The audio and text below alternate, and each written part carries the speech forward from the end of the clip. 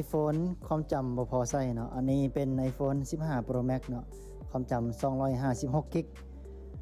จะมาเพิ่มความจำให้เป็น 1,000 กิกหรือว่า1 เทราไบต์นะเราจะใส่เครื่อง CNC เจียความจำเก่าออกเนาะ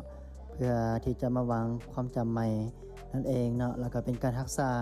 บอร์ดบ่ให้ถึกความร้อนลายเกินไปเนาะอันนี้ก็จะเป็นความจำใหม่เนาะที่เราจะมาวางเนาะเป็น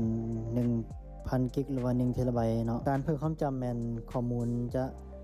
บ่หายเนาะเพราะว่าข้อมูลเขาจะ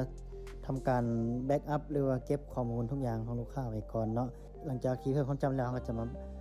คืนข้อมูลลูกค้าคืนเนาะอันนี้เนาะเป็นความจำใหม่1 เทราไบต์หรือว่า 1,000 กิกจะว่าเรียบร้อยเนาะสมบูรณ์เนาะใช้งานได้ยาวๆเนาะวันนี้บ่มีเต็มแน่นอนเนาะ